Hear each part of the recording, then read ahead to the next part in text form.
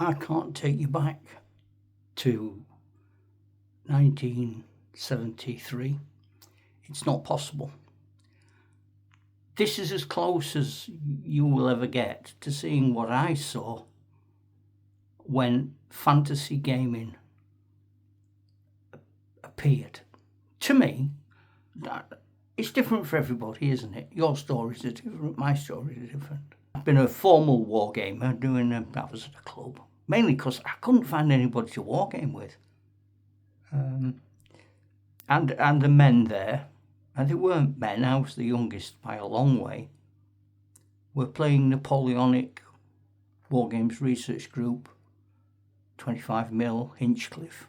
I had to join a side, French or British, and there were a lot of British and there were a lot of French, but there wasn't anybody doing Prussians. A lot of the time in my life, I've sort of done things that no one was prepared to do, simply because I didn't think I was going to get a game.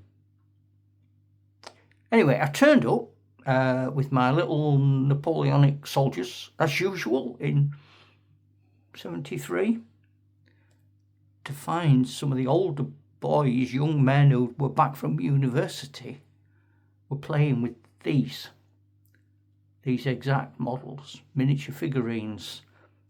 I thought it was The Hobbit. They quickly informed me I was wrong and it was Lord of the Rings. And I read Lord of the Rings, fell in love with fantasy, and that's where it began. These are the very trees. These are the very models. Okay, this isn't the very table, and this isn't really me looking at you through the forest. Well, no, it is me looking at you, but not really through a 1973 forest. But I think you know what I mean.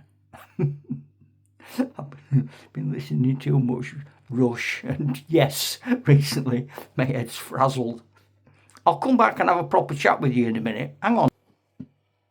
I'm going to be on a bit of a weird nostalgia trip today. Some of you might have been expecting part 3 of the series I'm doing, but I'll explain what's happened. It's my wedding anniversary today. 47 years. 47 years ago today, I was married. I'd been married for 50 minutes. And 47 years and 50 minutes later, we're still together. It's fantastic. That's really good. But it's made me all nostalgic. So I've been listening to music from the period, 79. I've been thinking about our old house. We went to Paris for our honeymoon. I've been thinking about that. Looking at the old wedding album. You know the stuff.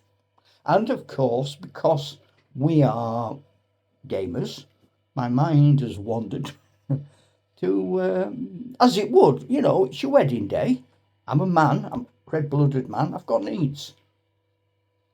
What war games am I going to do? Can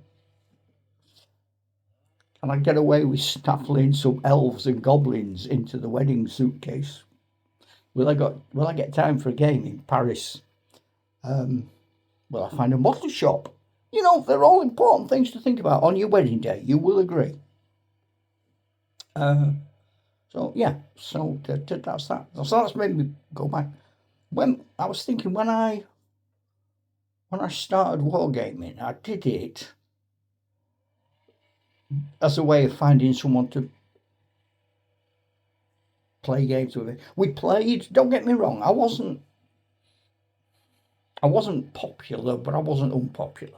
I was bullied, but no, we were all bullied. The bullies were bullied. I'm sure somewhere in the town at the apex was the apex predator bully, but that wasn't. My bullies got bullied. I knew that. It was a question of dodging your bullies until somebody bullied them, or make friends with the bigger bullies, and then you've got an ally, which is something I shamelessly did more than one occasion. But when we did get together, when we did have peer groups, because they weren't friendship groups, we met over a love of a desire to play something Subbuteo. So we had a Subbuteo football league. you were welcome at that if you had a team and knew how to play. If a group played diplomacy, risk. People want you to play. So that's sort of different. But I wasn't content with playing diplomacy and risk, kingmaker. I wanted the toy soldier element. I didn't know I did.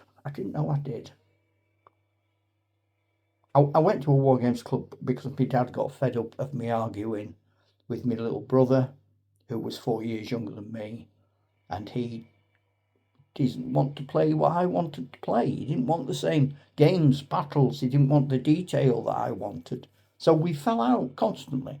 So my dad met a guy at work. He went to the Doncaster War Games Club, YMCA it was in them days, and we went there. I very quickly took to it. My brother, not so much. He went for quite a while, but not so much. I never stopped then. That was me bitten. I was saying I got a Prussian army because I've always been the sort of person who has felt a massive lack of confidence. Maybe that's why I'm more at home talking to you and like-minded weirdos. And inventing fantasy worlds where I control the world because the real world I'm not in control of. Maybe, I don't know, is that too psychological? So I didn't really want to go there, but I have done now. So I got a Prussian army because I spoke to one of the other chaps, and also it was clearly made sense to me was if you had the Prussians, who are important in the Napoleonic Wars, you'd always be important in a game. If you were just another French unit or just another British unit, there was no special need for you. But if you wanted to be special, you needed to have something different. And I was then sent, Prussians, that'll do for me. That's why I did it. I didn't want to be the Prussians. I'd have been anything just to be accepted. But being Prussians made me accepted. The lads who were playing The Hobbit, when the first game I saw, were at university. And I read Lord of the Rings, lost myself in Lord of the Rings, as we've done, haven't we? It might not have been Lord of the Rings for you, but it was Lord of the Rings for me. Still is. I'll show you this, look. Have a look at this.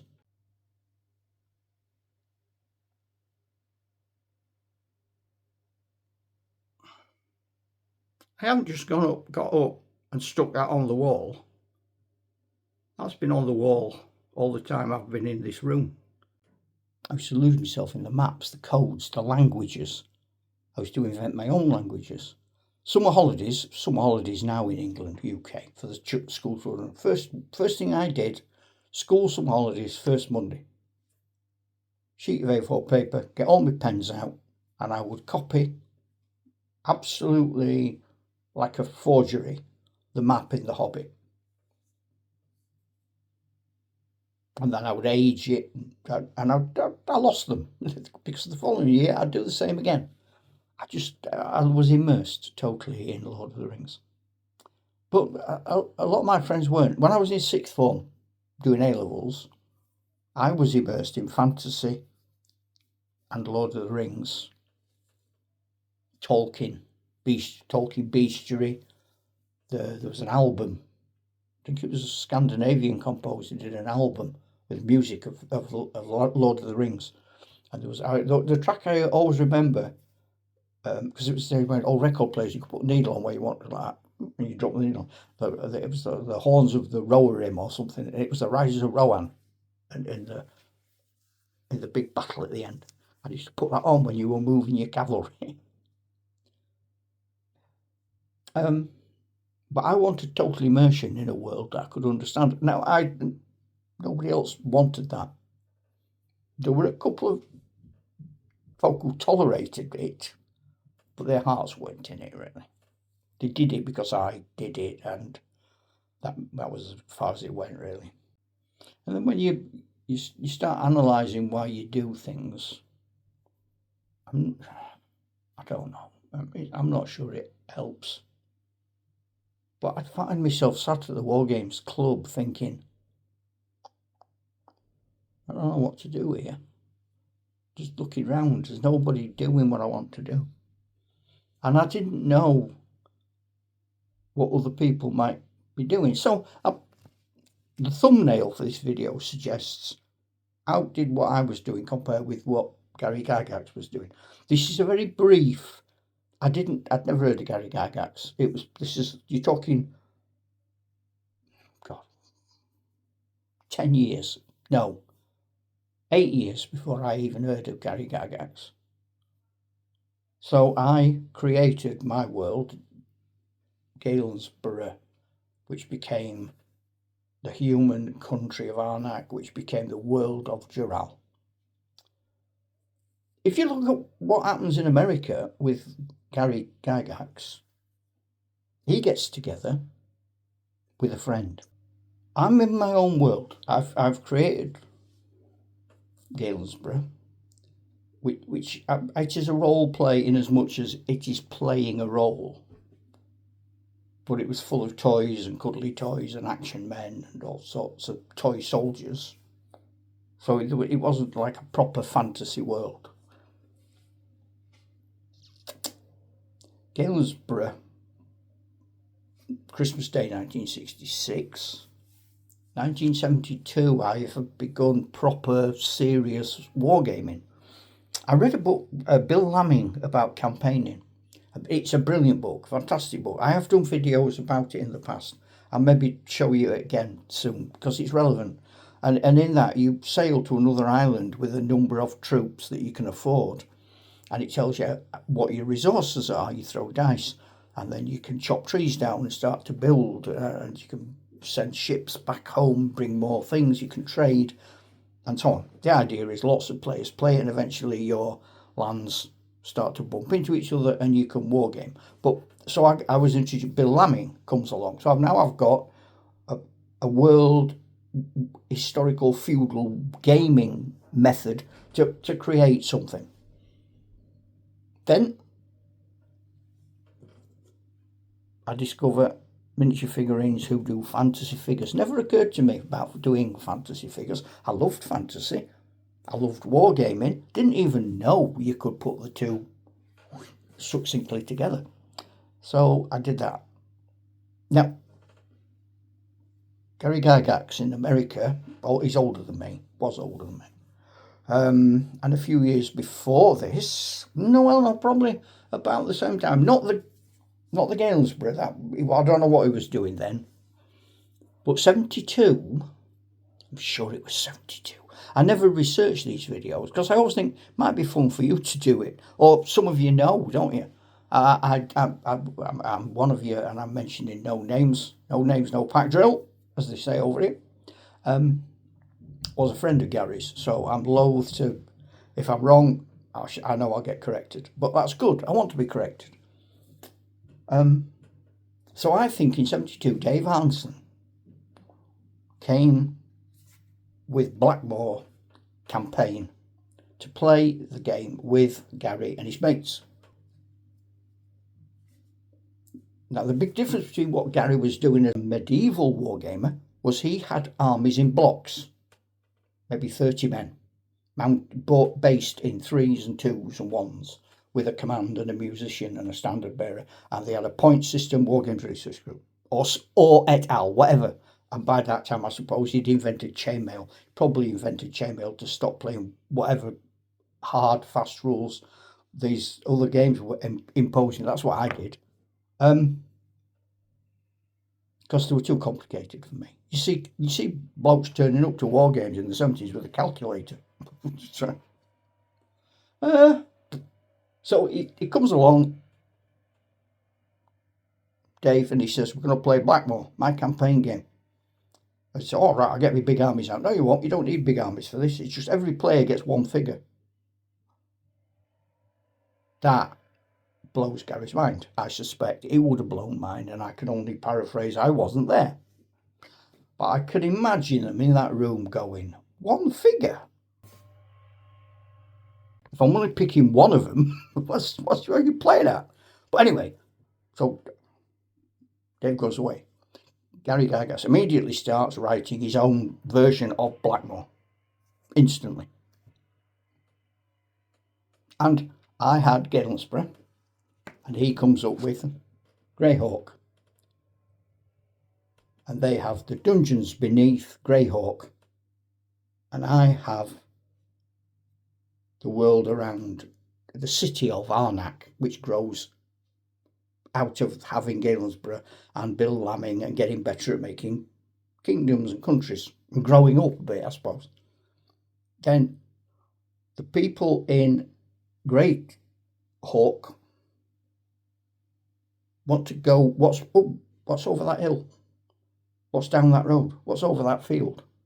And so they go there, they adventure.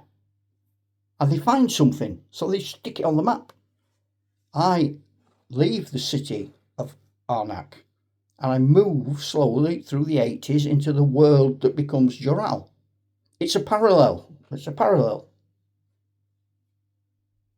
I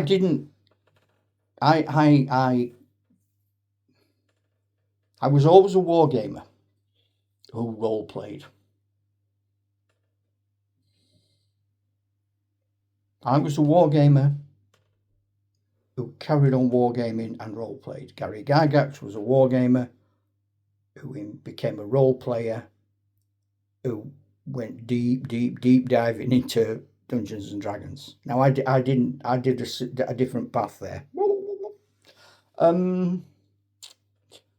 But yeah, so I know that's weird and brief and odd. I don't know. I'm just nostalgic, wedding anniversary, listening to some 70s music. Listen more, as close as I get to being a hippie these days. I might plait my hair later on. And I thought I'd talk to you a lot of nonsense about what it was like when I were a lad. I learned a bit of history about Dungeons and Dragons, so that's not bad, is it? Okay. Happy anniversary to anyone else who's having any sort of anniversary. Oh yeah, it's bath night. Fantastic. Go and celebrate. Fill your boots. Tell them Galen says you can. Ta-da, Chuck.